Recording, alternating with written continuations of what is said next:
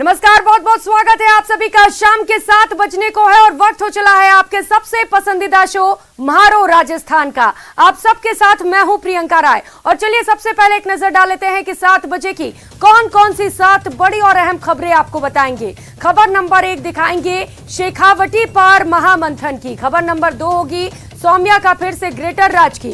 खबर नंबर 3 दिखाएंगे सरकार पर पूनिया प्रहार की, क्या प्रहार किया है ये भी बताएंगे। खबर नंबर 4 होगी प्रदेश में फिर से टिड्डियों का आतंक देखने को मिल रहा है। खबर नंबर 5 होगी धरोहर पर बुरी नजर की। खबर नंबर 6 दिखाएंगे हादसों के शनिवार की और इसके साथ ही नजर रहेगी खबर बीएसएफ की शौर्य गाथा पर। इन खबरों के साथ और भी खबरों पर विस्तार से करेंगे बात। बने रहिए हमारे साथ, देखते रहिए म्हारो राजस्थान।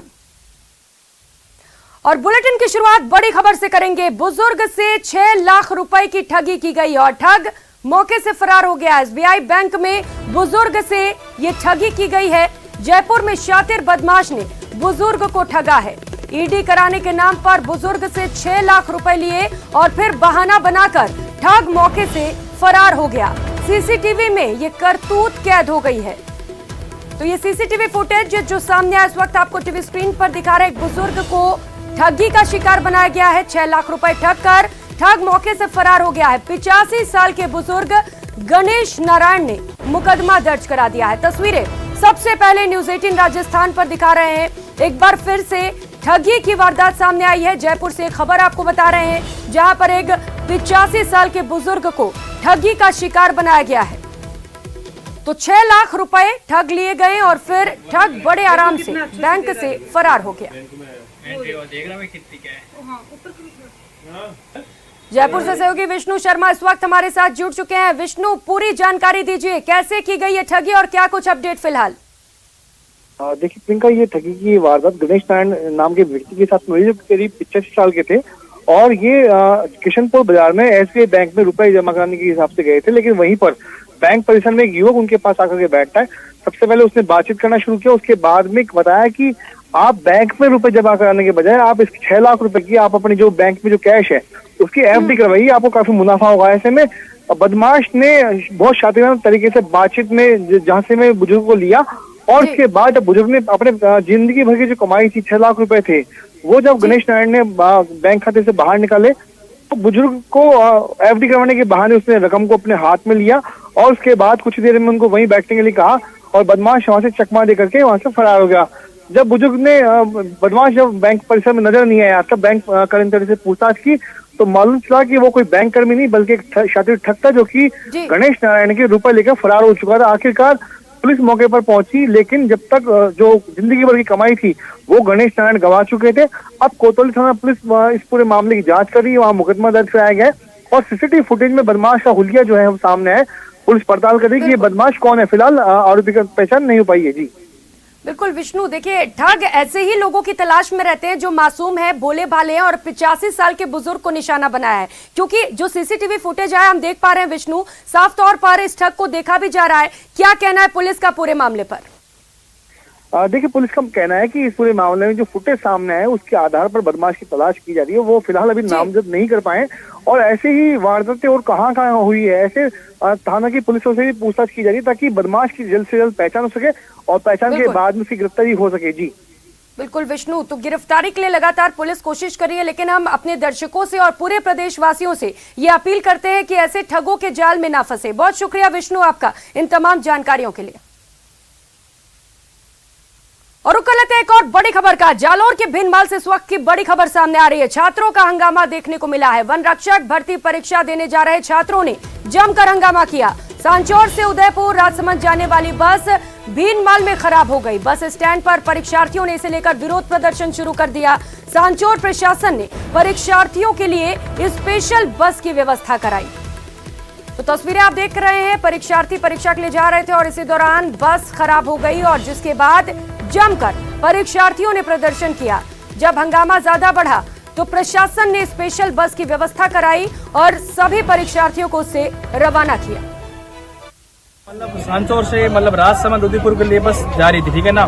जब हम बस में चढ़े ना तब उस समय कंडक्टर और जो ड्राइवर है उसने लड़ाई की थी, कि हम आपको अंदर नहीं चढ़ाएंगे, हमारे कोई रिश्तेदार आ रहा है, कभी वो आ रहा है कभी वो आ रहा है। जब हम भीनमाल पहुंचे तो उन्होंने बोल दिया कि मतलब क्लच प्लेट है वो खराब हो गई है। अब वो मतलब 20 की स्पीड में स्लो चलेगा, आप क्लच रखेगा तब मतलब क्लच प्लेट तो जाएगी।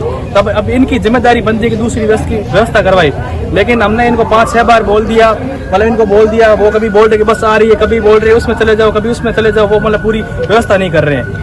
देखिए सुबह 10 बजे एग्जाम है, सुबह 10 बजे एग्जाम है और अभी लगभग 6 के मतलब करीब हो गया, टाइम हो गया, ठीक है ना। और यहाँ का रास्ता है लगभग 7-8 घंटे का रास्ता। और जालोर से सहयोगी श्याम सुंदर हमारे साथ जुड़ चुके हैं। श्याम, बड़ी संख्या में अभ्यर्थियों के भविष्य के साथ खिलवाड़ होने वाला था, क्या समय पर पहुंच पाए ये सभी अभ्यर्थी जब स्पेशल बस की सुविधा कर दी गई? देखिए प्रियंका, ये जो बस है वो रोडवेज की ओर से सांचौर से रवाना हुई थी, लेकिन भीनमाल आते ही बस खराब हो गई। तो इस दौरान भीनमाल रोडवेज के बस डिपो पर जो परीक्षार्थी थे, जो वनरक्षी भर्ती परीक्षा जो उदयपुर व राजसमंद देने जा रहे थे, उन लोगों ने विरोध प्रदर्शन शुरू कर दिया, जमकर हंगामा हुआ। और उसके बाद रोडवेज के तमाम अधिकारी मौके पर पहुंचे और उसके बाद एक स्पेशल बस की व्यवस्था करवा करके उन्हें उदयपुर रवाना कर दिया गया। लेकिन समय रहते रोडवेज की ओर से इन्हें बस की व्यवस्था हो जाने के चलते अब टाइम पे वो अभ्यर्थी है वो पहुंच पाएंगे, लेकिन अगर थोड़ी देर होती तो ये जो अभ्यर्थी है उनके भविष्य के साथ खिलवाड़ हो सकता था। क्योंकि सांचौर से जब से ये बस रवाना हुई थी उस दौरान बस का जो स्टाफ है उनके साथ छात्रों की अनबन चल रही थी। छात्रों ने आरोप भी लगाए हैं कि बस के स्टाफ के द्वारा उन्हें परेशान किया जा रहा था, लेकिन बस की व्यवस्था हो गई और उन्हें वापस रवाना कर दिया गया। जी प्रियंका। बिल्कुल श्याम, ये अच्छी बात है कि बस के इंतजाम कर दिए गए और मौके पर जो अभ्यर्थी हैं वो पहुंच भी गए, लेकिन श्याम कितना वक्त लगा इन सब के बीच में? देखिए प्रियंका, 1 घंटे तक लगातार यहाँ रोडवेज का बस स्टैंड है जो भीनमाल में, वहां पर हंगामा होता रहा। लेकिन रोडवेज के जो दोनों स्टाफ थे उनके और बच्चों के बीच में लंबे समय तक तकरार हुआ। बिल्कुल श्याम, बहुत शुक्रिया आपका इन तमाम जानकारियों के लिए। और अब बात कर लेते हैं झुंझुनू मिशन 2023 को लेकर बीजेपी की तैयारी की। 2023 को लेकर बीजेपी की बैठक लगातार जारी है। प्रभारी अरुण सिंह और कैलाश विजयवर्गीय मौजूद हैं। चुडेला के जेजेटी विश्वविद्यालय परिसर में ये मीटिंग की जा रही है। प्रदेशाध्यक्ष सतीश पूनिया भी इस बैठक में शामिल हैं। 500 पदाधिकारी भी बीजेपी की बैठक में शामिल हुए हैं। तो बूथ लेवल तक मजबूती के लिए रणनीति की जा रही है और इस पर चर्चा की जा रही है। गहलोत सरकार के खिलाफ आंदोलन को लेकर भी रणनीति तैयार की जा रही है। बैठक में संगठन की मजबूती पर भी चर्चा की जा रही है। तो बीजेपी ने 2023 की तैयारियों पर जोर लगा दिया है। इसे लेकर आज अहम बैठक की जा रही है झुंझुनू में। ये तस्वीरें आपको दिखा रहे हैं। कई बड़े नेता इस बैठक में मौजूद हैं। प्रभारी अरुण सिंह और कैलाश विजयवर्गीय भी इस बैठक में शामिल हैं। किस तरीके से कांग्रेस को घेरा जाए, किन मुद्दों पर घेरा जाए, क्या कुछ रणनीति 2023 के चुनाव में बीजेपी लेकर उतरने वाली है, इन तमाम मुद्दों पर आज चर्चा की जा रही है।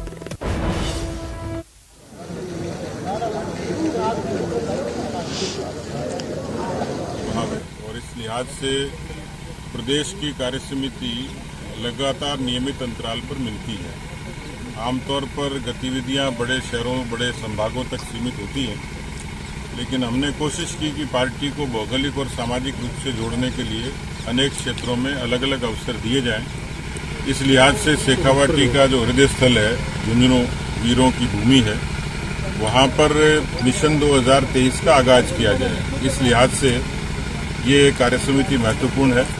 आज हम कल के एजेंडे पर बात करेंगे। कल के पूरे दिन भर विशेष रूप से पार्टी के संगठन के कामों की चर्चा हम लोग करेंगे, क्योंकि 52,000 बूथ में 48,000 बूथ तक पार्टी की पहुंच हुई है और अब पार्टी धरातल तक बूथ हमारी एक इकाई हो गई। और इसी खबर पर ज्यादा जानकारी के साथ झुंझुनू से सहयोगी कृष्ण सिंह शेखावत इस वक्त सीधे हमारे साथ जुड़ चुके हैं। उन्हीं के पास चलते हैं और भी ज्यादा जानकारी लेते हैं। कृष्ण सिंह, 2023 की तैयारियां शुरू कर दी गई हैं बीजेपी की ओर से। काफी अहम ये बैठक, किन किन मुद्दों पर चर्चा की जा रही है और क्या कुछ रणनीति फिलहाल बीजेपी की ओर से बनाई गई है आगामी चुनाव को लेकर?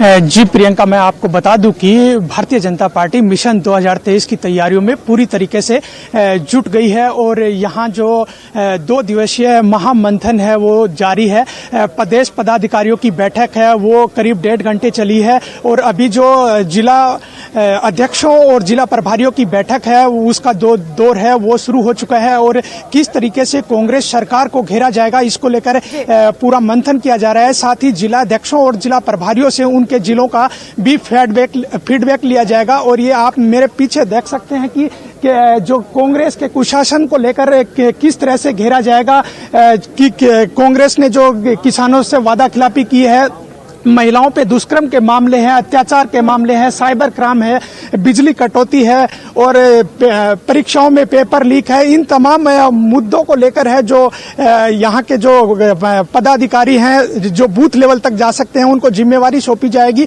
और हमारे साथ मौजूद हैं सूरजगढ़ विधायक सुभाष जी पूनिया, तो उनसे बात करते हैं कि किस तरह की क्या रणनीति रहेगी कांग्रेस को बूथ लेवल तक घेरने के लिए। देखिए, जो ये प्रदेश कार्य समिति का आयोजन शेखावाटी में और वो भी झुंझुनू जिले में पहली बार होना इस बात का सबूत है कि भारतीय जनता पार्टी ग्रामीण क्षेत्र में बूथ स्तर तक जा रही है। और झुंझुनू जिला ही नहीं, शेखावाटी में मात्र एक एमएलए मैं हूं, तो पार्टी का ये प्रयास रहेगा। बिल्कुल कृष्ण, और जिस आज तरीके से कांग्रेस बीजेपी बूथ लेवल तक तैयारियां कर रही है, कहीं ना कहीं जोर शोर से तैयारियां चल रही है आगामी चुनाव को लेकर। बहुत शुक्रिया आपका कृष्ण इन तमाम जानकारियों के लिए। और चलिए अगली खबर का रुख कर लेते हैं। गहलोत सरकार में घमासान मचा हुआ है, सरकार बदलने की नौबत आ रही है, ये तंज कसा है नेता प्रतिपक्ष गुलाब चंद कटारिया ने। झुंझुनू में रही प्रदेश कार्य समिति की 2 दिवसीय बैठक में भाग लेने के लिए आए नेता प्रतिपक्ष गुलाब चंद कटारिया ने मंडावा में कहा कि मंत्री प्रताप सिंह खाचरियावास पहले गहलोत साहब के खास थे, लेकिन आजकल गहलोत साहब के खिलाफ बयानबाजी कर रहे हैं। उन्होंने कहा कि ऐसी बयानबाजी से सरकार अस्थिर होती है और जनता को इसका खामियाजा भुगतना पड़ता है। उन्होंने अंदेशा जताया है कि ऐसा लगता है 2 राज्यों के चुनाव से पहले ही प्रदेश का मुखिया बदल जाएगा।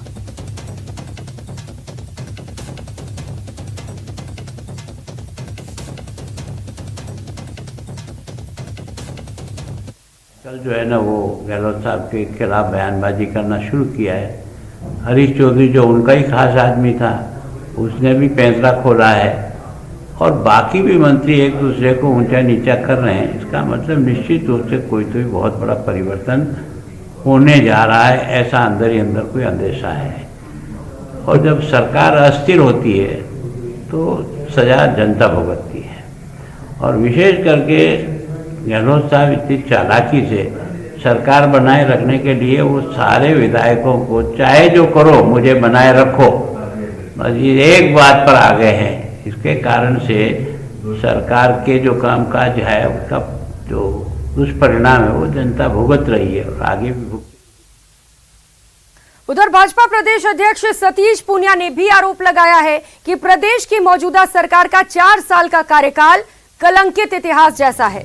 उन्होंने कहा कि 81,000 से ज्यादा मुकदमों में 6,000 से ज्यादा रेप केस हैं। दुष्कर्म के मामलों में राजस्थान देश में नंबर 1 पर आ गया है। इस सरकार को पासिंग मार्क्स भी नहीं दिए जा सकते। 17 दिसंबर को सरकार का 4 साल का कार्यकाल पूरा होने पर बीजेपी काला दिवस मनाएगी। उधर बीजेपी नेता घनश्याम तिवाड़ी ने कहा कि ईडब्ल्यूएस आरक्षण की शुरुआत सीकर से हुई थी और मोदी सरकार ने इस वर्ग को आरक्षण देकर बड़ी राहत दी है। क्योंकि 4 साल का कालखंड राजस्थान की राजनीति में एक कलंकित इतिहास जैसा है। राजस्थान जो शांतिपूर्ण प्रदेश था वो आज अपराधों की राजधानी हो गया। 8,15,000 मुकदमे ये इस बात की बानगी पेश करते हैं। 6,337 केवल बलात्कार की घटनाएं 1 वर्ष में घटित होना, जिसमें औसत है 17 बलात्कार प्रतिदिन और 7 हत्याएं रोज। भ्रष्टाचार के मामले में एक पैमाना है कि हर 12 किलोमीटर पर कोई न कोई अधिकारी और कर्मचारी ट्रैप होता है। कि माननीय प्रधानमंत्री नरेंद्र मोदी जी ने सीकर के रामलीला मैदान में सन 2002 से जो आंदोलन शुरू हुआ था, वो आंदोलन की जो फार्मूला दिया गया था उस फार्मूले के आधार पर संविधान संशोधन किया और उस संविधान संशोधन को भारत के सर्वोच्च न्यायालय ने संविधान पीठ ने स्वीकार करके एक अभूतपूर्व। और रुक कर लेते हैं अगली खबर का। हाईकोर्ट के सामने सरकार की किरकिरी के बाद सौम्या ने तीसरी बार मेयर पद का कामकाज संभाल लिया। एक रिपोर्ट। सौम्या गुर्जर ने पलटी हारी हुई बाजी, संभाला जयपुर ग्रेटर मेयर का पदभार। जिस तरह लोकतंत्र की हत्या की गई है, इसके लिए ये सिर्फ मेरा नहीं है, ये पूरी जयपुर की जनता का, राजस्थान की जनता का जो है वो भाव है, वो है। सौम्या गुर्जर ने हारी हुई बाजी पलटकर तीसरी बार जयपुर ग्रेटर मेयर का पदभार संभाल लिया, लेकिन जिस तरह से उन्होंने तमाम कयासों को झुठलाते हुए मेयर पद पर वापसी की है वो काफी दिलचस्प है। जयपुर नगर निगम में गुरुवार को मेयर के लिए पार्षदों की वोटिंग के बाद काउंटिंग चली रही थी, तभी एक ईमेल के बाद राज्य चुनाव आयोग ने काउंटिंग रोक दी। दरअसल राजस्थान हाईकोर्ट ने पूर्व मेयर सौम्या गुर्जर की अयोग्यता को खारिज कर दिया था, जिससे सौम्या गुर्जर के फिर से महापौर बनने की राह आसान हो गई थी। गौरतलब है कि सौम्या गुर्जर को स्वायत्त शासन निदेशालय ने शुक्रवार को न्यायिक प्रक्रिया में अपना पक्ष प्रस्तुत करने के लिए कारण बताओ नोटिस जारी किया। 18 नवंबर तक अपना जवाब प्रस्तुत करने का समय दिया। ऐसे में सौम्या गुर्जर ने कानूनी सलाह लेकर ही मेयर का पदभार ग्रहण किया। देखिए, जिस विश्वास के साथ में यहाँ आई, जिस विश्वास के साथ में जनता ने, पार्टी ने, संगठन ने यहाँ बिठाया, तो आपको पता है निश्चित रूप से ईमानदारी पूर्वक और जयपुर की जनता के लिए, विकास के लिए यहाँ इस सीट पर बिठाया गया था। उसके साथ में छलावा हुआ है, ये मैं नहीं कह रही हूँ, ये पूरे जयपुर की जनता, पूरे राजस्थान की जनता कह रही है। इससे पहले राजस्थान हाईकोर्ट ने राज्य सरकार के 27 सितंबर 2022 के आदेश को रद्द कर दिया, जिसमें सौम्या गुर्जर को बर्खास्त किया गया था। इस आदेश की वजह से ही चुनाव की नौबत आई थी। हाईकोर्ट ने राज्य सरकार को निर्देश दिए कि वो 10 अगस्त 2022 को न्यायिक जांच रिपोर्ट के मामले में सौम्या को सुनवाई का मौका दे, इसके बाद ही कोई आदेश जारी करे। कोर्ट ने यह साफ कर दिया है कि जब बर्खास्तगी का आदेश ही रद्द हो गया तो महापौर की कुर्सी खाली कैसे रह सकती है। ऐसे में नए महापौर के चुनाव की जरूरत ही नहीं है।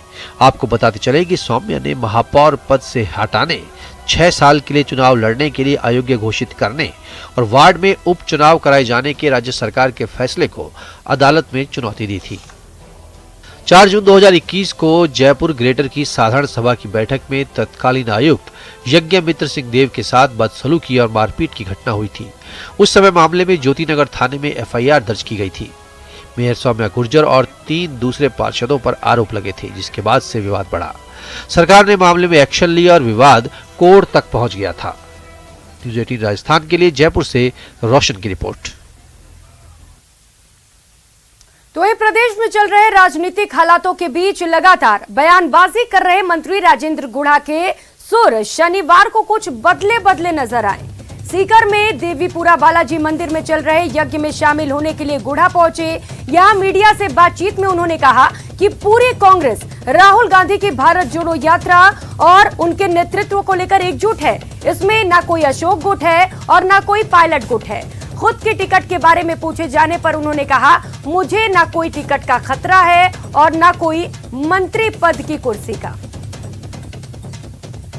कांग्रेस राहुल गांधी जी की भारत जोड़ो यात्रा जो चल रही है, तो 3 दिसंबर से हमारे राजस्थान में प्रवेश करेगी और राहुल गांधी जी के नेतृत्व में पूरी कांग्रेस एक है। इसमें कोई सचिन गुट, कोई अशोक गहलोत जी का गुट, कोई ऐसा कुछ भी नहीं। सर टिकट का तो डर नहीं है, कभी वो सत्ता में नहीं, डर किसी का नहीं। न टिकट का तो न मंत्री को। और फिलहाल यहाँ वक्त चला एक छोटे से ब्रेक का, कहीं मत जाइएगा, लौटेंगे फौरन।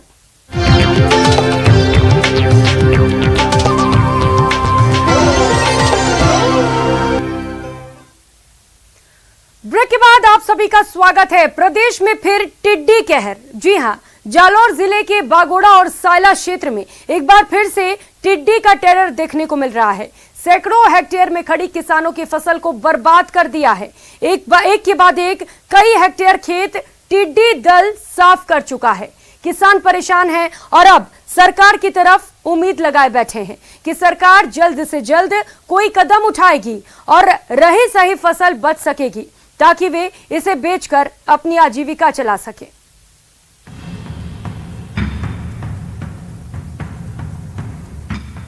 पिछले साल की तरह ही इस बार भी जालौर जिले के 2 दर्जन से ज्यादा गांव के किसान टिड्डियों से परेशान हैं। खराब मौसम के बाद बची खुची फसलों को टिड्डियों ने साफ करना शुरू कर दिया है।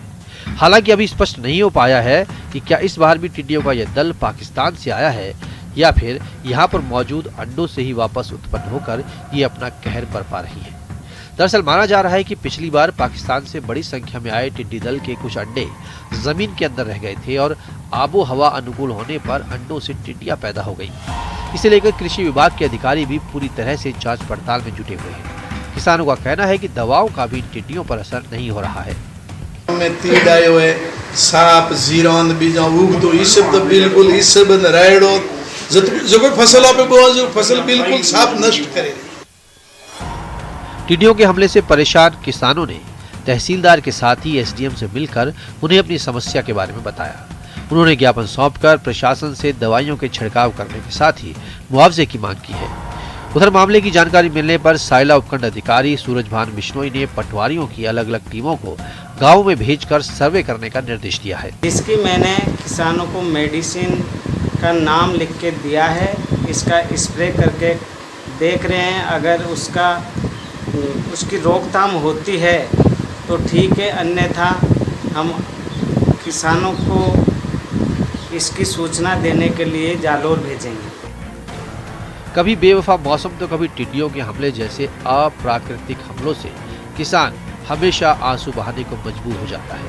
मुआवजे के तौर पर उसे मिलते हैं चंद रुपए और इसके बाद वो साहूकार के कर्ज में ऐसा फंसता है कि फिर निकलना मुश्किल हो जाता है। ऐसे में जरूरी है कि प्रशासन जल्द से जल्द इन टिड्डियों के सफाई के लिए ठोस कदम उठाए ताकि किसानों को रोना ना पड़े। जालौर जिले के बागोड़ा व छैला क्षेत्र में एक बार फिर से टिड्डी दल ने किसानों के खेतों पर हमला बोला है। किसानों के खेतों में खड़ी जीरे की फसल को बर्बाद किया जा रहा है। इसको लेकर विशेष रूप से जालौर जिले के बागोड़ा व छैला क्षेत्र के कुछ गांवों के अंदर टिड्डी दल ने हमला बोला है, जिसको लेकर किसानों ने कृषि विभाग अधिकारियों के साथ तमाम विभाग अधिकारियों को अवगत कराने के बाद में विभागीय अधिकारी हरकत में आए और तमाम गाँवों के अंदर जाकर के सर्वे किया जा रहा है। हालांकि विभागीय अधिकारियों ने यह कहा है कि जो पाकिस्तान से जो ये टिड्डी दल आने की सूचना है, इसको लेकर अभी तक पुष्टि नहीं हुई है। लेकिन जिस तरीके से कृषि विभाग अधिकारी तथा तमाम जो टेक्निकल टीमें यहाँ पहुंची थी, उनका यह कहना है कि पिछली बार जब ये टिड्डी यहाँ पहुंची थी तो उसके कुछ जो अंडे यहाँ रह गए थे, उसके चलते ये एक बार फिर से टिड्डी का जो एक झुंड है, ये 300 से 400 अनुमानित जो टिड्डियों का जो ये दल है, ये लगातार बागोड़ा व छैला क्षेत्र के किसानों के खेतों में अटैक कर रहा है। और फिलहाल यहाँ वक्त चला एक छोटे से ब्रेक का, तुरंत हाजिर होंगे।